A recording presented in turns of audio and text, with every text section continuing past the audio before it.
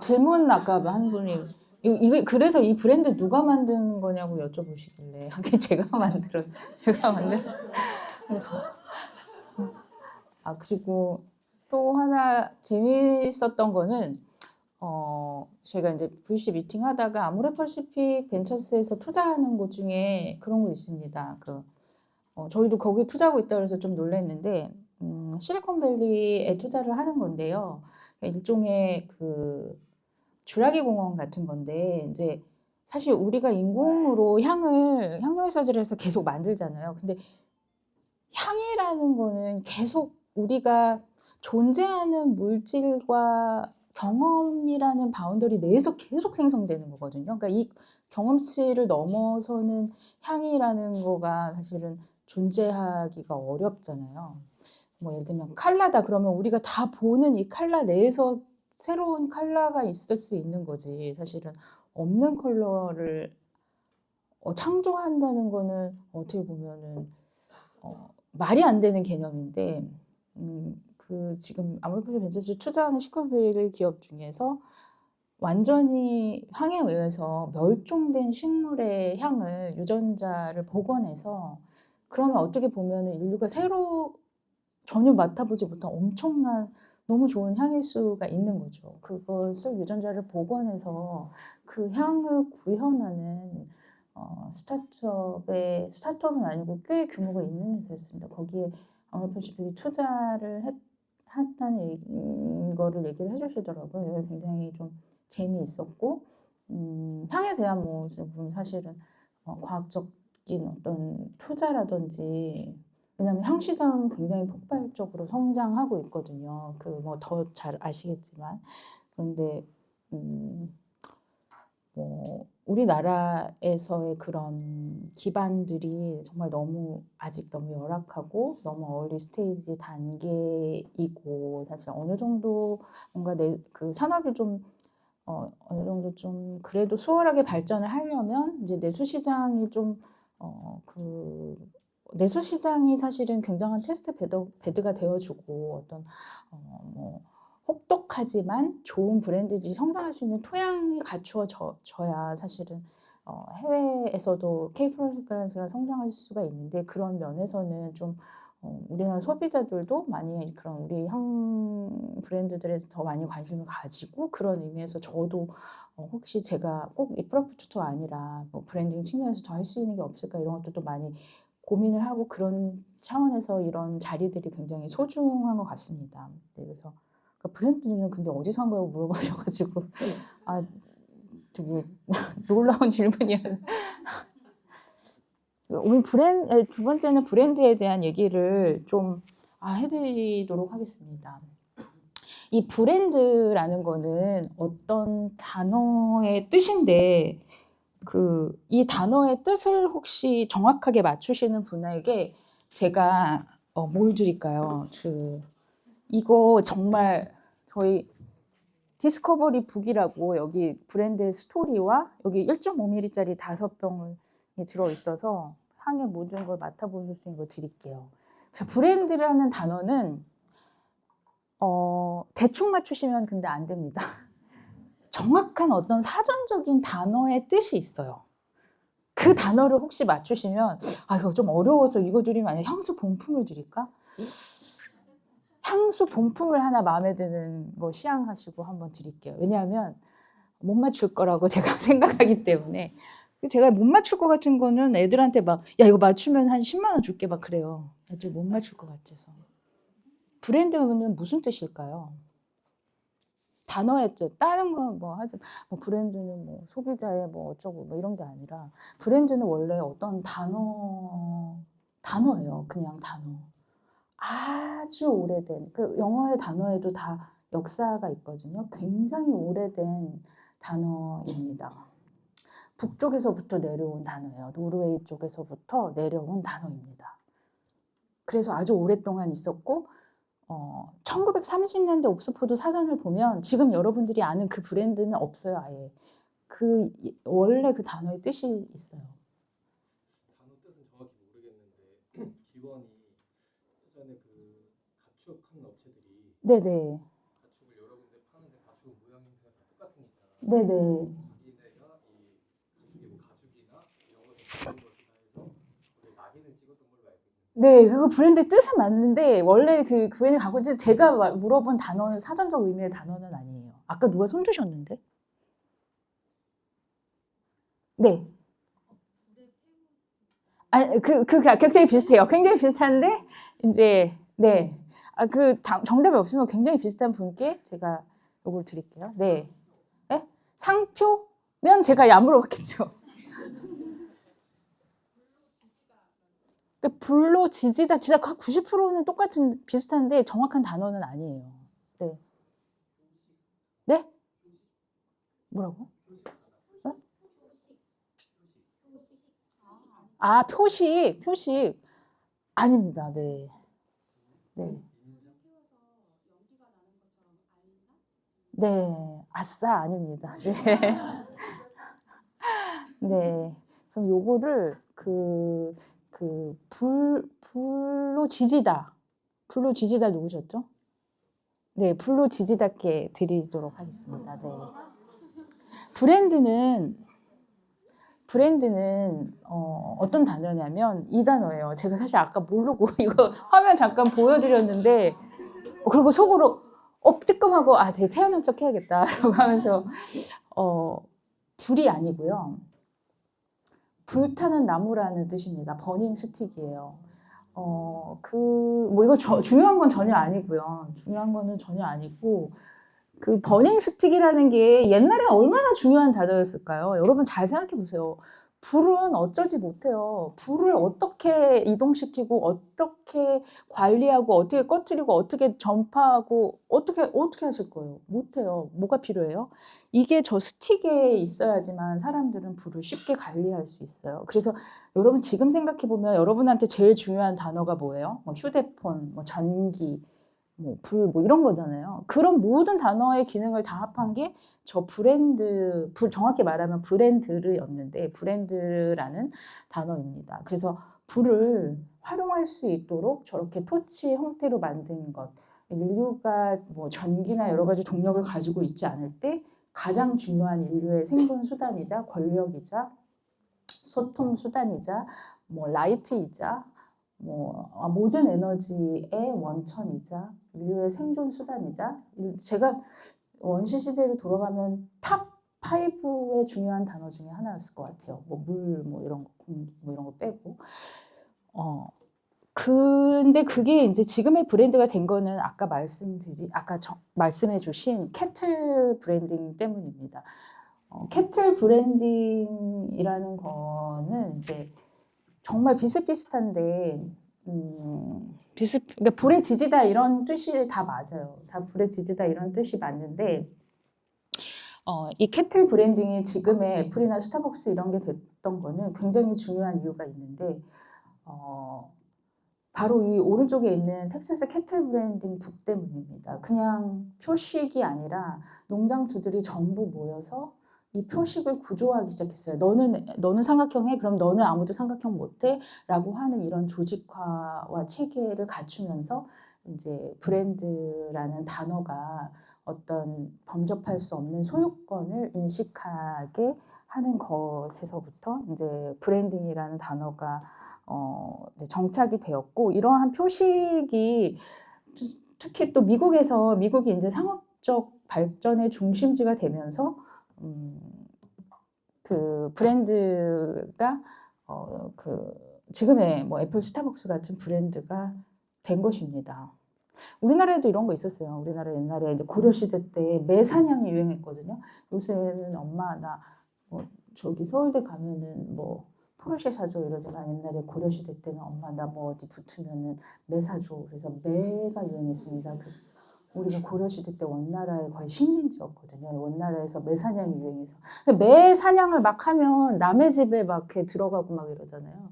그래서 이제 매에다가 자기 이름표를 이렇게 붙여놔요. 그게 뭐라고 그러죠? 시침이라고 하죠. 근데 우리나라가 그 뒤에 상업에 짱이 먹었다 그러면 아마 브랜드를 다 시침이라고 했을지도 몰라요. 근데 미국의 캐틀 브랜딩은 왜냐면 미국은 진짜 진짜 광활한 신대륙이잖아요. 정말 가도 끝이 없어요. 그냥 유럽에서 총 갖고 와가지고 말 타고 땅땅땅땅 쏴 죽여서 내 땅하고 딱 깃발 꽂으면 그게 내 땅이 되는 거예요. 내 땅이.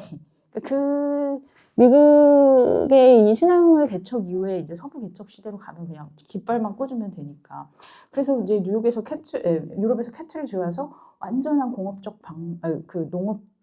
농업적 방목의 규모가 굉장히 커지죠. 그래서 이 브랜딩에 대한 체계화, 조직화, 그다음에 농장주들이 모여서 이런 시스템을 갖추는 것이 발달을 하고, 그리고 그 미국이 어떤 브랜드의 중심이 되면서 이제 브랜드라는 단어가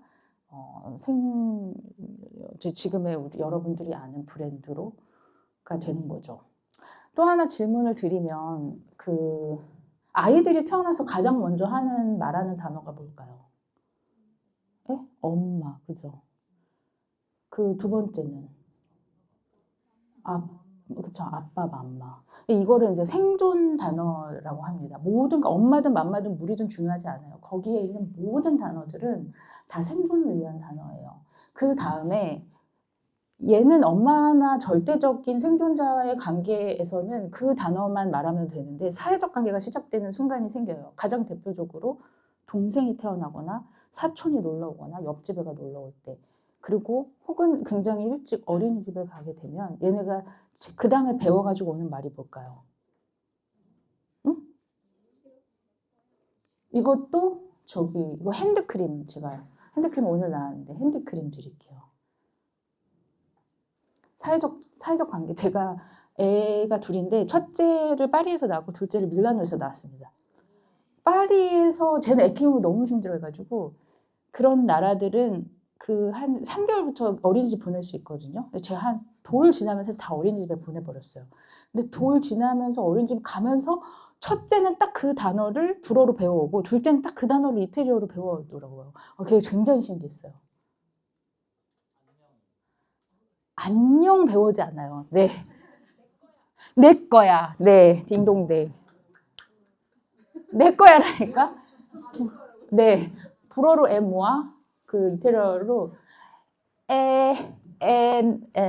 sono mio, 내 거야. 이런 말을 하는 게 바로 사회적 내 거야. 그럼 이거는 뭘 의미하냐면 어떤 소유를 외치는 거.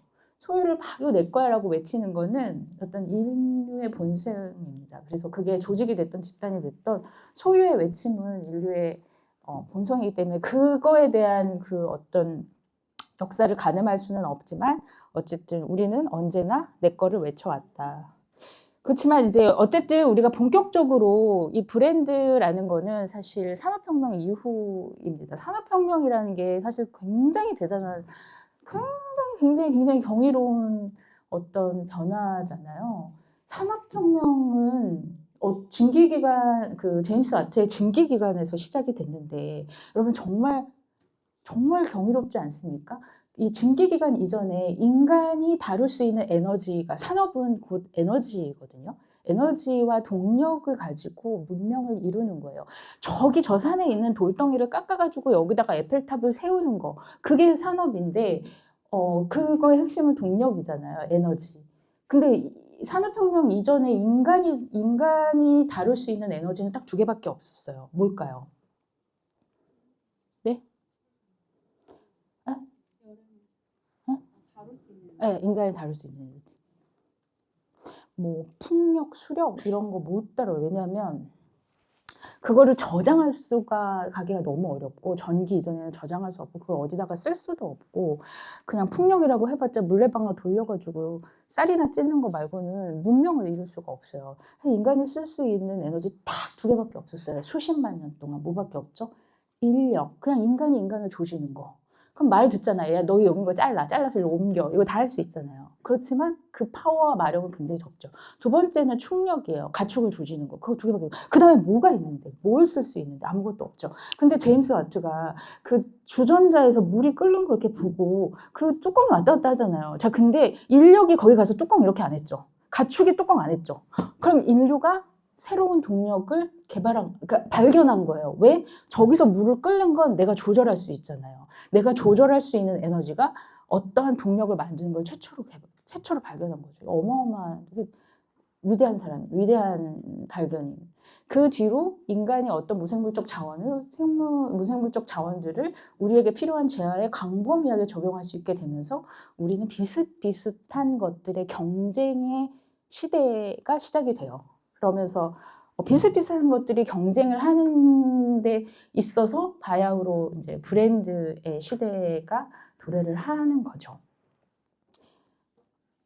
처음에 브랜드는 이렇게 막 경쟁이라기보다 뭔가 소유주를 표시하거나 아니면 책임 소재를 묻기 위해서 잉여 생산물이 산업혁명 이전에 잉여 생산물이 많지 않았을 때는 어떤 표식의 의미가 더 컸다면 우리는 지금 어떤 생산자 소비자의 커뮤니케이션, 상징체, 매개체 정말 브랜드의 시대에 살고 있어요. 그리고 브랜드를 공부하는 건 여러분들이 꼭 내가 브랜드를 만들 거야. 자, 브랜드 만들 건데 어떠한 요소들이 있고 어떻게 해야 되는지 알려줘가 아니라 브랜드는 자본주의 시대를 살고 있는 우리가 모두 다 이해해야 되는 교양이고 자본주의의 세포 같은 거예요. 자본주의와 공산주의의 가장 큰 차이점은 사적 소유의 인정에 있거든요.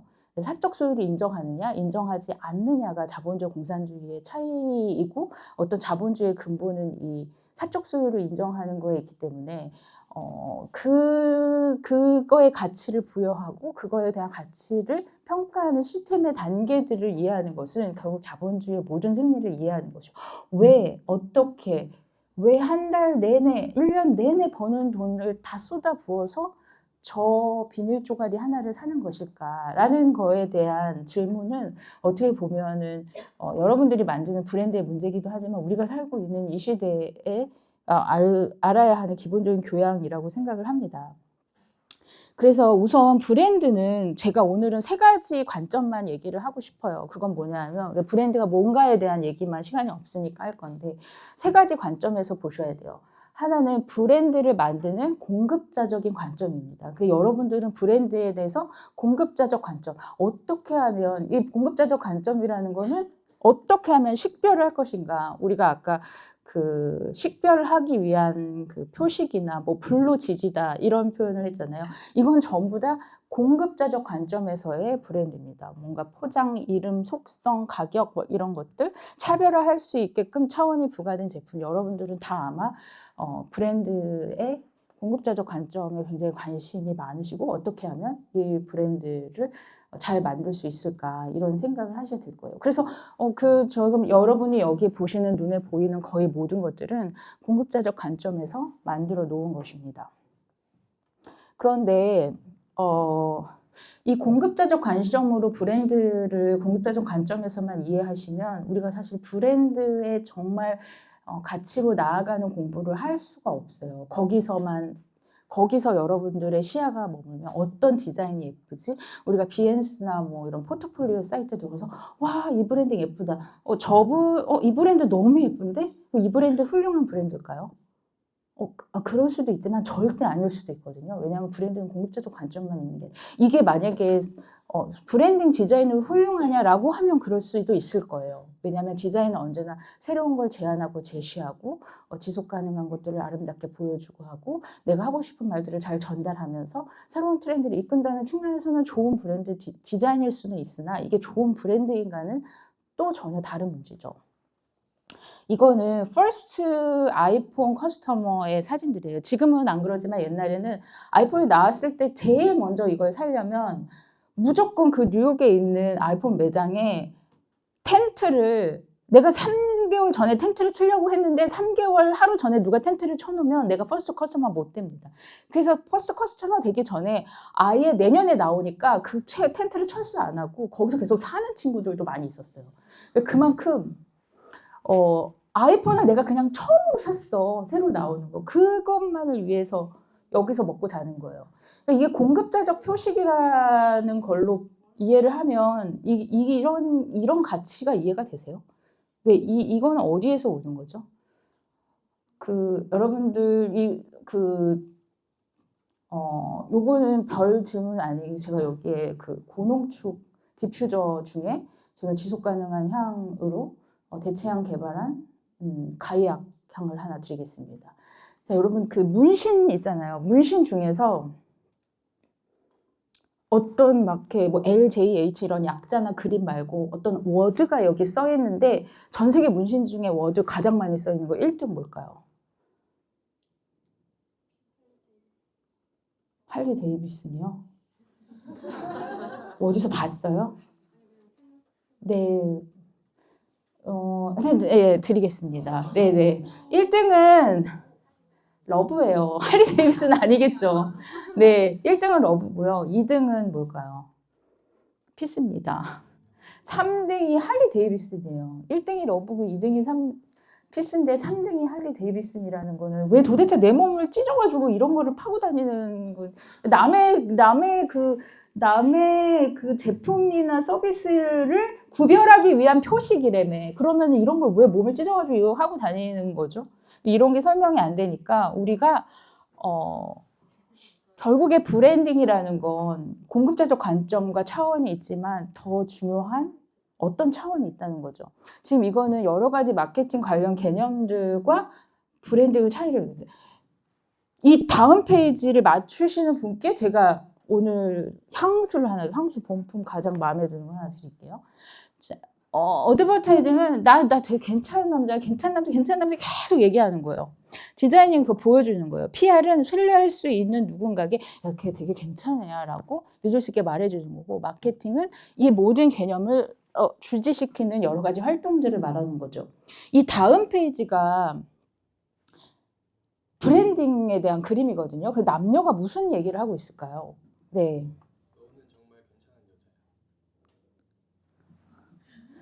너는 정말 괜찮은 여자야?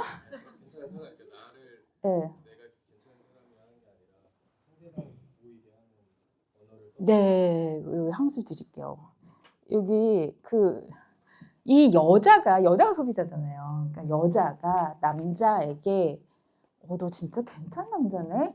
라고 인정하는 거. 바로 이게 브랜딩입니다. 그래서 다른 마케팅과 브랜드의 본질적 차이는 브랜드가 소비자의 인식에 있다는 거죠. 그래서 바로 이것 때문에 브랜드는 가치를 만듭니다. 우리가 브랜드를 공부해야 되는 이유는, 제가 브랜드를 왜 공부해야 되죠? 제가 아까 뭐 우리 교양이자 철학이자 뭐 가장 기본적으로 그렇다고 하는데, 그거는 맞는 말이긴 한데 사실 굉장히 많은, 제가 있는 학교에서도 브랜딩 수업이 굉장히 많고요. 각각 회사마다 다 브랜딩 부서들이 있고 여러분들도 다 브랜딩 굉장히 많잖아요. 근데 딱 해놓고 나서 브랜딩을 왜 배우려고 하시고 왜 하려고 하세요? 그렇죠. 정확하게. 돈 벌려고 하는 겁니다. 세상에 진리는요, 자연과학하고 철학하고 예술밖에 없어요.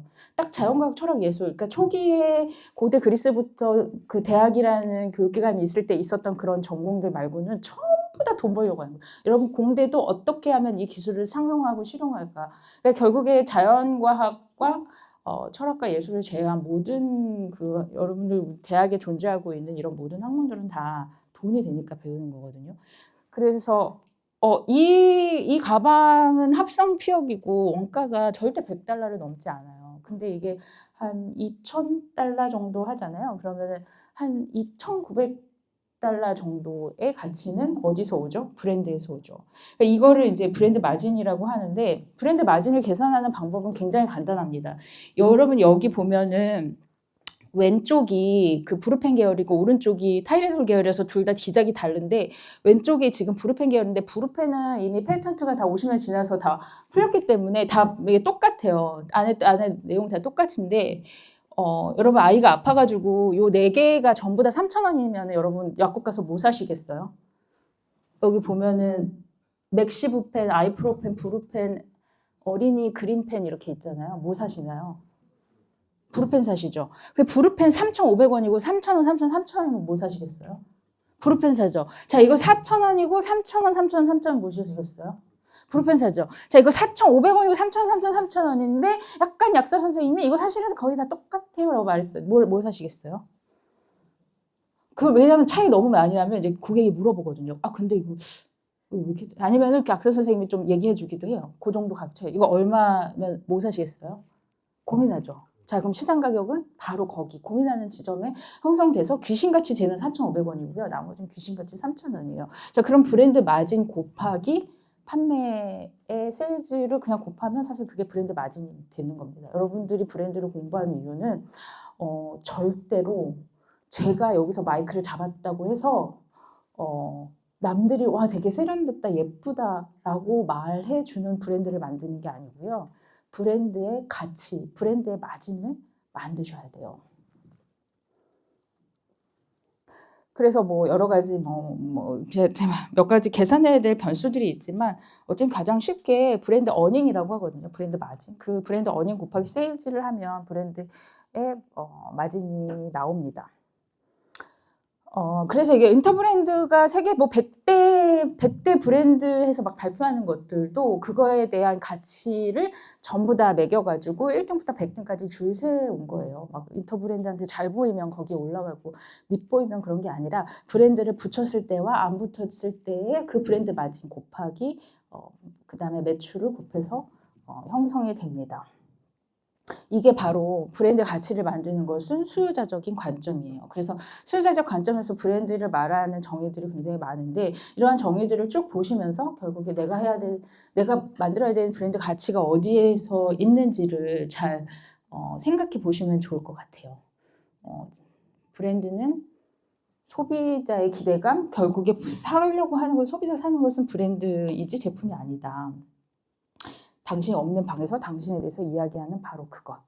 이런 것들이 수요자적 관점에서의 브랜드입니다. 저는 사실 브랜드는 공급자적과 수요자 관점을 모두 포함해야 된다라고 생각을 해요. 사실 가만히 있는 브랜드를 수요자가 먼저 인지하고 관계를 형성하는 일은 시장에서 절대 일어나지 않습니다.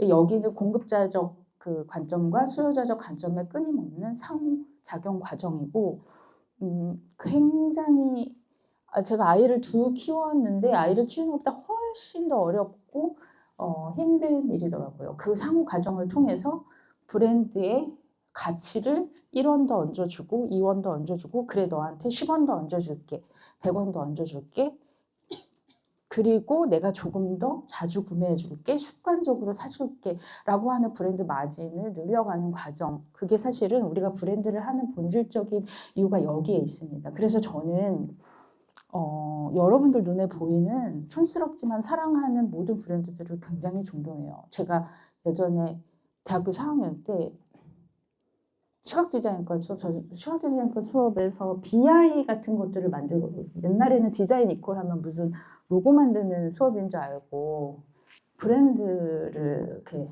학교에서 산학으로 만들었었는데 그때 이제 우리 그 강사 선생님께서 진짜 우리나라에서 제일 촌스러운 브랜드가 오뚜기라고 생각을 하셨는지 오뚜기 브랜드를 리브랜딩을 하라고 하시는 거예요. 오뚜기의 노란색과 빨간색의 그 조합은 사실 중국에서나 볼 수 있는 노란색과 빨간색의 배색이거든요. 그리고 나서 이렇게 정말 약간 뉴욕에서 간 온 것 같은 그런 오뚜기들이 이렇게 쭉 있는데 제가 토하는 줄 알았어요. 너무 싫어서. 그 브랜딩 그런 거 아니거든요. 오뚜기가 가지고 있는 브랜드의 어닝을 어떻게 하면 어닝이 없는 브랜드는 어떻게 어닝을 만들어 줄 것인가. 그 어닝은 공급자가 없으면 수요자는 절대 존재하지 않아요. 어떤 소비자가 나서서 이런 브랜드들을 먼저 사랑해주고 조용히 있는데 먼저 구매해주고 먼저 관계를 맺어주진 않거든요. 공급자의 어떤 활동이 수요자에게 가치로 인정되는 그 부분을 찾으셔서 그걸 더 물 주고 가꾸면서 브랜드 어닝들을 키워나가는 거고 브랜드 어닝이 있는 브랜드들은 그 브랜드 지금 구매해서 답글 달아주고 나 재구매했어요 라고 하는 그거를 어떻게 물 주고 가꾸면서 내가 조금 더 브랜드 어닝을 키워나갈 수 있을까. 어떻게 보면 그런 세컨드 스텝에 있어서 새로운 디자인이나 브랜드 스토리텔링 그거보다는 좀 더 브랜드 어닝을 내가 가격을 조금 더 높이 받아도 브랜드 소비자가 인정해 줄 수 있는 무엇인가의 콘텐츠가 있을 것인가에 대한 고민을 하시는 것이지 이 브랜드가 절대 좋은 브랜드다라고 저는 말할 수 없기 때문에 저는 퍼퓸 브랜딩이라는 걸 강의할 수 있는 사람이 아닙니다라고 진심으로 말씀을 드렸던 거예요. 보통 제가 이제 수업하면은 브랜딩에 관한 책 같은 거 추천해달라고 그러는데 저는 브랜딩 수업할 때 반드시 이 책을 읽게 합니다. 브랜딩 책을 읽게 하지 않고요. 이건 유발 하라리의 사피엔스인데 유발 하라리는 인류가 진화하는 모든 단계들을 이렇게 설명해요. 유례 없는 다수가 유례 없이 유기적으로 협력할 수 있는 구조를 만드는 거. 그러니까 농경이라는 것도 유례 없는 다수가 유례 없이 협력해서 더 많이 안 굶어 죽고 더 많이 먹고 살 수 있는 구조를 만드는 거거든요. 그러니까 도시라든지 정치나 이런 것도 그렇습니다. 그 당시의 정치는 그냥 그 나라 사람들이 유례 없이 잘 협력할 수 있는 가장 좋은 구조인 거지 그게 뭐 선악의 개념은 아니거든요. 어떻게 보면 지속 가능성이라는 것도 인류가 더 오랫동안 협력하기 위한 구조인 거예요. 그래서 지금은 그나마 먹고 살만 하니까 다들 지속 가능성에 대한 이야기를 안 듣는 겁니다. 언젠가 진짜 이 지구가 뽀장나고야 말 거라는 생각이 들면 다시 한번 구조를 거기서는 저는 ESG 디자인 이런 거 굉장히 싫어하거든요. 뭐 지속 가능성 이런 거 사실 굉장히 싫어하고 원래 개인적인 철학으로는 강력한 법과 규제, 그냥 저는 제발 크리티컬리 인덴저드의 모든 등급에 있는 학료들은 절대로 교육되지 않고 막 다 감옥에 보냈으면 좋겠어요.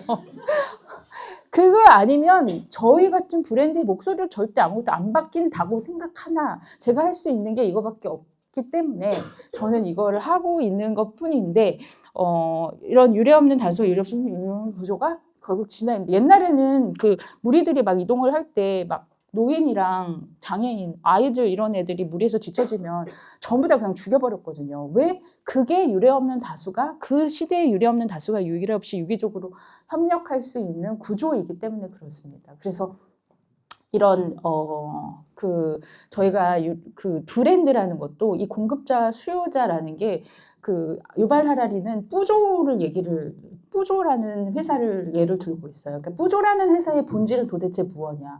파고 들어가면 정말 법인 사업장 이거 하나거든요. 법인 사업자 등록증 하나예요. 어느 나라나. 이 법인 사업자 등록증이라는 것도 인류가 발명한 발명품 중에 정말 위대한 발명품 중에 하나예요. 소유와 경영을 분리해서 이 법인이 망하더라도 내가 망하지 않잖아요. 즉 모두가 다 유례 없이 협력할 수 있는 구조를 만들어 놓고 소비자, 생산자, 그다음에 거기에 있는 파트너들이 다 유례 없는 다수가 유례 없이 유기적으로 협력할 수 있는 구조를 만드는 거. 거기서 보면 뿌조의 종업원을 2만 명으로 보고 뿌조의 소비자, 그 뿌조의 협력자, 뿌조와 관계된 모든 지역사회 이런 20만 명으로 보는데 20만 명의 사람들이 유례 없이 협력할 수 있는 구조를 만드는 게 브랜드의 성장입니다. 그러니까 브랜드는 이 브랜드가 성장하는 데 있어서 브랜드와 관계된 공급자 그리고 수요자 그리고 이 많은 이해관계자 그게 이걸 비록 비싸서든 뭐 해서든 사지 않더라도 그 브랜드의 영향을 받을 수 있는 모든 사람들 지역사회 그리고 브랜드의 파트너들 이런 사람들과 협력 관계의 인터페이스를 만드는 게 브랜드를 디자인하는 거예요. 서로 협력해서 더 나은 제품이나 더 나은 서비스를 만들고 사는 것도 누리는 거잖아요. 그런 것들을 만들 수 있는 게 어떻게 보면 진화의 관점에서 보면은 협력 관계라는 거죠. 그래서 브랜드는 공급자적 관점과 수요자의 관점 모두를 아우르는 관점이 중요하다. 그래서 저는 브랜드를 이렇게 학생들한테 설명을 하는데 왼쪽에 공급자적 측면에서 보면 내가 가지고 있는 공급자 환경이 있을 거예요. 그거는 내 자본과 내 능력과 내 인력과 내가 가지고 있는 여러 가지 리소스들입니다. 그걸 가지고 여러분은 브랜드의 어떤 실체를 만드실 거예요. 그게 제품이든 아마도 여러분은 향수이겠죠. 그러면 그 중에서 아주 일부를 소비자가 경험하고 그 중에 아주 일부를 또 브랜드의 가치로 인식해서 여러분들에게 브랜드 마진을 더 주거나 아니면 재구매를 자꾸 해줍니다. 그것만이 브랜드 가치가 되는 거예요. 그래서 그거를 브랜드 용어로는 브랜드 에쿼티, 브랜드 이 부분을 이제 브랜드 자산이라고 하고요. 브랜드를 만들어서 사고 파는 이걸 브랜드 현상 그리고 그거의 배경이 되는 걸 브랜드 원천이라고 합니다. 그래서 브랜드는 아이덴티티를 매개로 소비자가 공급자의 브랜드 실체를 경험하고 그 가치를 인식하는 상호작용 과정이다. 이렇게 제가 정리를 해볼 수 있을 것 같고요. 그래서 여러분 공급자적 관점의 브랜딩을 하실 때 저는 사실은 광고회사를 다녔기 때문에 언제나 새로운 생각을 하도록 유도 그 훈련을 받았거든요. 그래서 제가 굉장히 많이 썼던 방법은 디스럽션이라고 이거는 단절을 하는 겁니다. 그러니까 제가 일단은 화장품 광고를 맡으면 그러니까 일단은 예쁜 여자가 얼굴을 들이미는 광고는 만들지 말자. 거기서부터 시작해보자. 제가 이게 굉장히 지속 가능한 얘기를 하고 천연향료나 이런 거에 대한 연구를 굉장히 많이 하지만 일단 풀떼기 나오고 하늘 나오는 거 나 무조건 안 할래. 그래서 사실은 시작을 한 거거든요. 그냥 그거는 안 하는 거에서부터 하고 싶어. 근데 그게 사실은 제가 이게 옳은 디자인이라고 아닐 수 있다고 말씀드렸잖아요. 소비자는 소비자가 판단하는 커스터머 비헤이비어 큐가 있습니다. 예전에 그 윈덱스라고 이렇게 유리창 닦는 거 있잖아요. 윈덱스보다 훨씬 더 강력한 유리창 세정제가 나왔는데 폭삭 망했어요. 왜냐하면 윈덱스는 파란색이었고 그 유리창 세정제는 투명이었거든요. 사람들은 그거를 깨끗한 세정제로 느끼지 못하는 거예요. 어떻게 보면 커스터머 비헤이비어 큐를 저희가 훼손한 거일지도 모르겠습니다. 그래서 제가 패션 회사랑 같이 했을 때 이렇게 만들면 안 된다. 향수에 대한 향수스러움이 느껴지지 않는다라고 해서 저희는 이거를 하겠다라고 해서 사실은 저희가 이렇게 만들었지만 이거에 대한 판단은 사실은 브랜드의 오너인 여러분들이 하셔야 되는 거예요. 그래서 제가 학생들한테 진짜 좋은 브랜드, 스몰 브랜드는 어디서 나오냐면 내가 좋아하는 것과 잘하는 것 그리고 사회가 필요로 하는 요 교집합에서 나오는데 내가 좋아하는 거하고 여기서 제일 안 중요한 게 좋아하는 거예요. 좋아하는 거 별로 중요하지 않은데 좋아하는 거하고 잘하는 게 중요하거든요. 좋아하고 잘하는 거 사이에 있는 게 할 수 있는 것입니다. 이거 제가 할 수 있는 것이라고 말을 하는데 이 할 수 있는 것이 사회적 필요로 하는 것, 즉 우리가 수요자가 그거를 가치를 수요자의 인정을 받는 것인가, 수요자의 가치로 인석되는 것인가가 바로 사회적 필요가 있는 것을 그것을 말씀드릴 수 있고요. 그래서 어떻게 보면은 내가 좋아하는데 사회가 필요하는 건 인기가 있을 수 있고 잘하는데 사회가 필요하는 건 팔릴 수 있습니다. 제품이. 그런데 이 세 개가 모두 만나는 저 관점에서 보면 정말 소비자와 공급자의 완벽한 상호작용 과정. 바로 이게 브랜드라고 볼 수 있어요. 그래서 좋은 브랜딩이라는 건 이것과 이게 데칼코마니처럼 완전히 겹쳐지는 거. 너무 이상적이겠지만 브랜드는 삽질하지 않고 내가 이게 가치야라고 하는 모든 것들을 그 소비자가 가치로 인식해주는 이런 브랜드의 가치들이 올라가면서 지금 여러분들이 알고 있는 그 명품 브랜드를 만드는 것입니다. 그래서 제가 오히려 오늘 제가 사실은 브랜딩 디자이너이기도 하고 굉장히 브랜드 디자인 많이 만들었는데 그런 전문가들 어떻게 하면 아이덴티티 만들 수 있어요? 뭐 타이포그래피 여러분들 배워서 절대 못해요. 하지 마세요. 다 안 예뻐요. 그거는 전문가를 시키시는 겁니다. 크몽에서 5만 원짜리 전문가 샀으면 그것만큼 기대하세요. 5만 원짜리만 기대하시고 5만 원짜리라고 나쁜 브랜딩이 아니에요. 그 이전에 내가 어떠한 관계를 맺을 것이고 그 관계 속에서 필요한 아이덴티티의 비주얼적인 퀄리티라든지 비주얼적인 완성도라든지 스토리텔링은 어느 수준까지 내가 개발을 해야 되는가에 따른 여러분들의 판단에 의해서 하시면 돼요. 제가 브랜딩 아이덴티티 이렇게 디자인해야 되고요. 이런 것들은 여러분들한테 전혀 중요하지 않고 여러분들이 무엇을 하셔야 되고 소비자와 어떤 관계를 맺어서 어떻게 브랜드의 가치를 만들 것인가에 있어서 내가 얼만큼의 투자를 해서 어떤 전문가와 어떤 이야기를 해서 이 전문가한테 어떤 아웃풋을 끌어낼 것인가에 디렉션을 하셔야 되는 겁니다. 제가 왜 이 브랜드가 좋은 브랜드인지 나쁜 브랜드일 수도 있는지를 말씀을 드렸고 저희는 이제 스타팅하는 브랜드여서 저희 프라포투투가 성장을 하는지 망하는지 잘 한번 지켜보시고 쟤네는 원래 실패 사례에서 배울 게 훨씬 더 많거든요. 저렇게 하면 안 되겠구나. 그때 그 브랜드가 왜 커스터머 큐를 지키지 않고 새로운 것들을 표현하면서 저렇게 망했는지를 잘 보시면서 이제 오히려 배우시면 되게 좋을 것 같습니다. 그런데 이 배우는 데 있어서 저희가 마지막으로 한 말씀을 드리면 이렇게 혼자 있다가 혼자 사라지고 뭐 혼자 이렇게 힘들어하고 이렇게 하시지 마시고 좀 이런 네트워크를 하면서 뭐 그 서로 도움을 많이 받았으면 좋겠는데 저희는 사실 이러한 네트워크보다 뭐 법이라든지 강제성이라든지 이런 거에 훨씬 더 저는 별로 호모사피엔스라는 이 인류 이 인간의 존재를 그렇게 대단한 존재를 생각 안 하거든요. 여러분들은 여러분들이 진화의 끝이라고 생각하지만 사실 호모사피엔스 네안데르탈인은 자기들이 진화의 끝이라고 생각하고 되게 잘났다고 생각하고 살았는데 호모사피엔스 보니까 얘네들 되게 병신이었던 거죠. 호모사피엔스도 사실 되게 병신 같은 애들이거든요. 왜냐하면 호모사피엔스는 남들하고 다 같이 잘 되는 거 되게 싫어하는 애들이에요. 이 동물인데 이게 되게 멍청한 거죠. 그 지만 잘 될 때 행복과 쾌유를 느끼기 때문에 막 지속 가능성, 인류의 대의라든지 이런 거에 굉장히 인색하고 그나마 호모사피엔스의 에너지를 극도로 끌어들일 수 있는 게 자유, 민주주의, 뭐 자본주의의 무한 경쟁이 호모사피엔스라는 이 짐승 종족의 에너지를 가장 끌어내서 가장 양질의 아웃풋을 낼 수 있는 시스템이기 때문에 우리는 이 정도밖에 안 되는 거예요. 공산주의는 훨씬 더 위대한 사상입니다. 아니 다 같이 생산해서 다 같이 잘 사는데 엄청 좋잖아요. 근데 그건 호모사피엔스가 못해요. 왜냐하면 걔네들이 그만한 공산주의를 받아들일 성숙한 동물, 크리에이션이 아니기 때문이에요.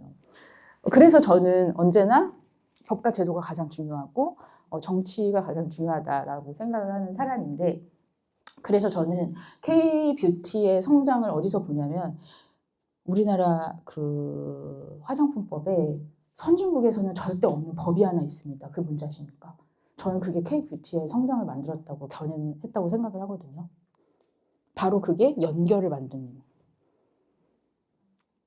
바로 우리나라에만 있어요. 어떤 선진국에서도 이걸 강제하지 않아요. 바로 우리나라 화장품. 지금 이걸 없애라고 하는 굉장히 많은 그런 것도 있고 사실 이 법의 단점도 있어요. 바로 이거는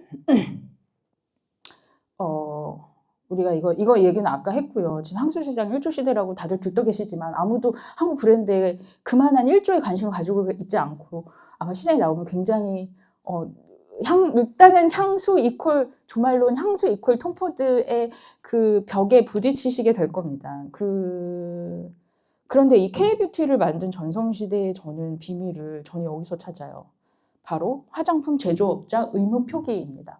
화장품 책임 판매업만 자 의무 표기하지 어디서 이거 실제로 이 공장을 어디서 제조했는지를 법에서 강제하는 나라 우리나라밖에 없거든요. 이거 강제하면 어떤 일이 일어나냐면 정말 전화 한 통만 있으면 돼요. 너무 예쁜 게 있어요. 올리브영에. 전화해요. 전화해서 저 이거 무지개 멘션에서 이번에 립글로스 봤는데 저 이거 베끼고 싶어요. 바로 베껴줍니다. 뭐 물론 이제 조금 다르게 하죠. 콜마나 이런 데서 다르게 하지만 그래서 무한 경쟁에 돌입하는 거예요. 그 제조원 그 전화번호 하나. 바로 이게 무엇을 만드냐면 연결이라는 걸 만듭니다. 여러분 그 화장품을 만드시는 분들은 원치 않든 어떤 커넥션의 세계로 들어가게 되는 거예요. 바로 이 커넥션의 세계로 들어가면 또 다른 굉장한 발전의 장이 펼쳐집니다. 여러분 세계사가 있잖아요. 세계사는 이제 정말 호모사피엔스 정말 신석기 구석기 시대부터 지금 현재까지의 역사를 딱 중간에 반으로 나눈다면 어디를 기준으로 나누면 좋을까요? 이거는 디스커버리 세트를 드리겠습니다. 딱 정말 이 세계사, 정말 구석기 시대부터 그냥 여러분들이 세계사라는 거를 선택감으로 선택했어. 그 교과서가 둘로 나눠져 있어. 그럼 그 중간이 어딜 것 같으세요? 인공지능? 앞에가 너무 길고 뒤에 조그만 것 같은데? 네? 산업혁명 정확히는 아니에요. 세계사이기 때문에. 네. 프랑스 혁명 아닌데 그 아닌 이유는 제가 설명하면 너무 길어가지고. 네? 네? 르네상스. 이 힌트는 제가 이거 드리겠다고 했잖아요. 이거에 있습니다. 제가 요거 드리겠다고 했잖아요. 디스커버리 북. 네. 맞습니다. 신항로의 개척이에요. 신항로의 개척. 왜냐하면 신항로의 개척 이전에는 세계사가 없어요. 지역사밖에 없어요. 아니 옛날에 조선시대만 해도 천연함리 역대 국도 지도 같은 이런 거 보시면요. 중국이 이만큼 있고 우리나라가 이만큼 있다면 저쪽에 막 이상한 조그만 꼬물꼬물한 땅들이 있고 거기에 막 괴물 같은 게 살아요. 그게 우리가 가지고 있는 세계관의 전부거든요. 그러니까 동아시아사. 왜 내가 아는 건 동아시아밖에 없으니까. 동아시아사, 서아시아사, 유럽사, 아프리카사 이거밖에 없어요. 왜냐면 제가 얘를 모르고 얘가 쟤를 몰라요. 세계사라는 게 있을 수 없어요. 다 지역사가 있고 그 다음에 신항로의 개척 이후로 세계사가 있어요. 왜냐하면 그것이 비록 폭력적이고 그것이 비록 제국주의라고 할지라도 세계가 세계에 영향을 받기 시작해요. 제가 저한테 문물이 들어오고 내가 얘가 이걸 뺏기고 내가 얘한테 쳐 죽고 맞아 죽고 뭐 하면서 뭐가 일어나요? 익스체인지가 일어나요. 언제나 이 익스체인지는 언제나 변화를 일으킵니다. 그것이 뭐 좋은 방향이든 나쁜 방향이든 원하든 원하지 않든 그러면서 발전하게 되죠. 저는 이 제조원 표시라는 게 화장품계의 거대한 커넥션을 만드는 굉장히 중요한 포인트라고 생각을 해요. 그래서 여러분 정화의 해외 원정 이런 거 뭐 옛날에 세계사 때 보면 이 세계 항해 신항로의 개척 이전에 중국에서 한 200~300년 전에 다 세계에 이렇게 막 돌거든요. 근데 커넥션을 안 해요. 집에 돌아가가지고 그냥 보고서를 써. 이렇게 세계가 이렇게 넓더랍니다. 그러면 중국의 왕이 그러죠. 야, 지금 중국만 해도 지금 저기서 저기까지 가는데 열을 걸리고 내가 이거 지금 통치도 이거 지금 뭐 하는데 미치겠는데 무슨 세계하고 관심이 없어요. 근데, 유럽에서는, 유럽 땅은 굉장히 척박하거든요. 이렇게 중국은 굉장히 이렇게 풍요로운 땅인데 자급자족이 되고 유럽은 여기 먹고 살기도 없고 여러분 향수라는 영화 보셨죠? 여러분 너무 좋아하시죠? 유럽은 그냥 그만큼 정말 더럽고 진짜 거기 막 똥덩어리 막 이제 뭐 모든 사회적 인프라가 정말 최악인 그런 곳이었는데 유럽이 지금의 유럽을 만든 건 바로 그 척박함 때문입니다. 그러니까 저기를 이렇게 째려보는 거죠. 왜냐하면 중국이나 인도에서 막 향신료나 진귀한 것들이 이렇게 이태리 넘어오고 중동 넘어오면 10배 정도 가격이 되거든요. 근데 지구가 둥그렇게만 한다면 저 대서양 끝에 내려가면은 뭐 저기 낭떠러지에 불구덩이가 있거나 아니면 한 바퀴 돌아서 인도를 갈 수 있거나 둘 중에 하나인데 과학자들이 지구는 둥글다고 했고 거기다가 왕들이나 여왕이 여행 경비를 대준다고 하니까 저기를 넘어갈까 말까 하다가 누군가는 그 모험을 넘어가는 거죠. 제가 4월 22일이 지구의 날이기도 한데 사실 브라질 아메리카 대륙을 여기에 신항로에 개척한 콜럼버스는 아닌데 신항로에 개척을 한 하나의 그 신대륙을 발견한 날이기도 하거든요. 그래서 세계 일주는 하다가 돌아왔으면 아무 일도 일어나지 않고 그 신항로의 개척을 통해서 결국에 거기에 나의 것을 나누고 거기에 있는 걸 가져오면서 익스체인지를 일어나면 거기서부터 또 다른 세계가 펼쳐지게 됩니다. 제가 이거 항상 모든 수업에서 이렇게 보여주는 건데 이게 2007년에 스티브 잡스의 첫 번째 아이폰 프레젠테이션이거든요. 이게 이제 캘리포니아에서 이제 스티브 잡스 2007년에 이제 아이폰을 처음 만든다라고 하면서 사람들이 아이폰이라는 게 나온대라고 이제 뭐 대충 얘기만 듣고 이게 뭐지 하다가 이걸 처음에 발표를 그 전에 엠바고 걸어놨다가 처음으로 발표하는 날에 이 영상을 보면은 시간이 너무 많이 걸려서 제가 안 보여드리고 말씀으로 드릴게요. 처음에 이제 아이팟 하면 사람들 너무 좋아합니다. 이게 원래 이렇게 세 개의 화면이 띄어 있는 게 아니라 처음에 우리가 이제 뭘 만들 거냐면 아이팟 만들 거예요.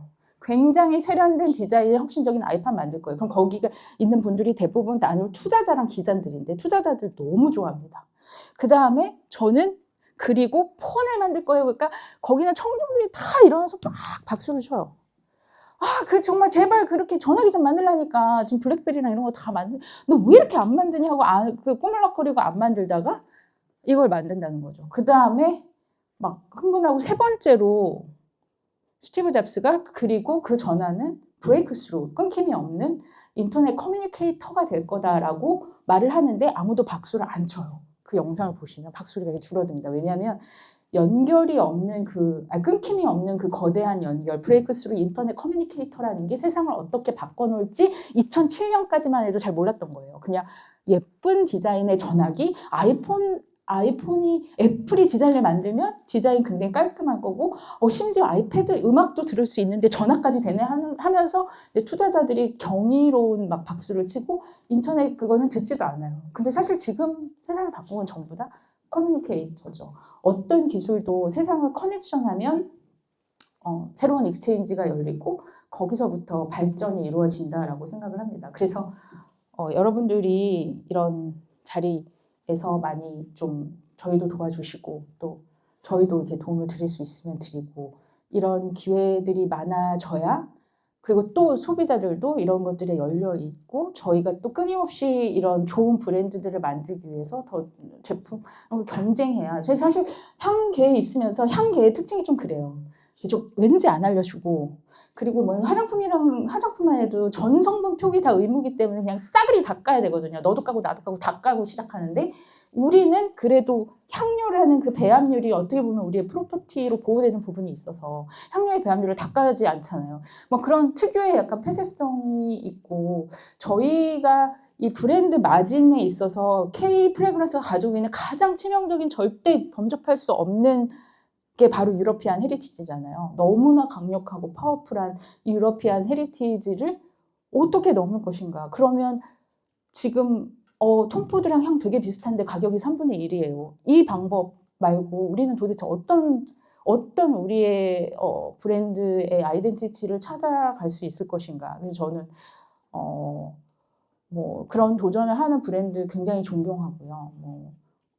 너무 응원하고 싶고 또 제가 할 수 있는 일이 있다면 하고 싶고 또 여러분들에게 제가 또 도움을 드릴 수 있는 일이 있다면 도움을 드리고 싶고 뭐 그런 관련된 사실 법이나 제도 같은 것들이 개선되어야 되는 부분에 대해서도 제가 좀 생각을 많이 하는데 그런 부분들이 있다면 좋을 것 같고 지금 K 프레그런스가 K 뷰티에 가려져서 굉장히 열악하고 영세한 시장인 것들을 잘 몰라요.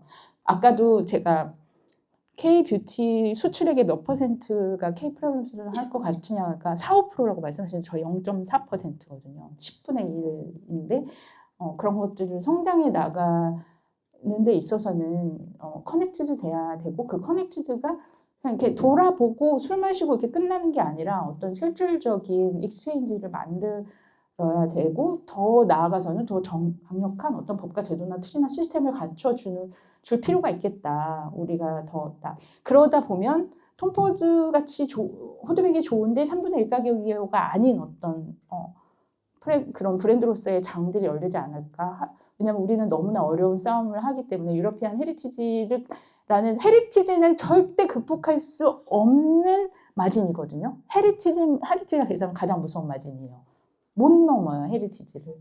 그거를 따라할 수는 없어요. 우리가 진입장벽이라는 것들이 있잖아요. 그 헤리티지는 만들어지지 않기 때문에 가장 무서운 진입장벽인데 그것들을 넘는 우리만의 컨텐츠들을 가지고 있어야 된다라고 생각을 합니다. 뭐 사실 이런 K-팝 이런 것들이 뭐 이렇게 되리라고는 사실은 뭐 K-팝 당연한 거 아니야? 절대 아니거든요. 빌보드 이런 거 당연히 뭐 비틀즈나 이런 저만 해도 40대이기 때문에 뭐 무슨 빌보드 1위야 뭐 이런 거가 우리나라 가수 이건 상상도 못하는 일이잖아요. 근데 그게 다 우리나라에서 우리가 가지고 있는 것들을 잘 제도하고 시스템화하는 거에서 나온 거거든요. 그 경쟁력은. 이 K-팝의 그 연습생 양육 시스템은요. 이거는 우리나라만 할 수 있는 이건 굉장히 대치동스러운 문화예요. 이건 대치동과 엔터테인먼트가 결합한 우리나라 특유의 문화이거든요. 제가 광고회사를 다녀서 알아요. 저희가 아역 배우가 광고회사 저희가 촬영에 들어가면 무조건 한 3분의 1 정도 경비를 더 넣습니다. 왜냐하면 얘 4시간 이상 절대 못 찍고요. 얘 재워야 되고 얘 힘들게 하면 안 돼요. 근데 우리나라는 애 엄마가 막 애를 깨워. 야 감독님 이러면서 막 때려. 그래서 애가 뭐 잠도 못 자고 막 다 이렇게 하고 막 어린인데 어쩌면 그렇게 연기를 잘하는지 거의. 근데 이거는 그 외국에서 봤을 때는 아동학대거든요. 애들이 12, 13살 이럴 때부터 지금 막 초등학교 3, 4학년 때부터 학교도 안 가고 거의 뭐 정말 100명 중에 1명도 아니고 한 500명 중에 1명이 성공하는 거잖아요. 그런 시장에서 수많은 아이들이 거기서 말도 안 되는 연습을 겪어서 그 어리고 예쁠 때 그 정도의 퍼포먼스를 내는 건 이건 정확한 우리나라의 살인적 대치동 문화가 만든 굉장히 특이한 우리나라만이 갖고 있는 거기 때문에 K-팝의 그 완성도를 우리나라밖에는 절대 이걸 세상에 낼 수가 없는 거예요. 알고 보면 결국에 우리가 가지고 있는 것들이거든요. 그러면 우리의 프레그런스는 뭐냐? 우리가 톰포드 3분의 1 가격이 아닌 어떤 우리가 가지고 있으면 뭐냐에 대한 훨씬 더 거대한 담론과 시스템과 이런 것들에 대해서 여러분들이 가지고 오는 모든 자원들을 다 모아놓고 한번 얘기해보고 커넥트하면 좋을 것 같다. 그리고 그런 걸 하는 데 있어서 우리 황인범 대표님께서 이렇게 막 뭔가 이렇게 좀 시작을 해주신 것 같아서 굉장히 감사드린다는 말씀을 하면서 마치도록 하겠습니다. 생각보다 너무 길어졌네요. 네.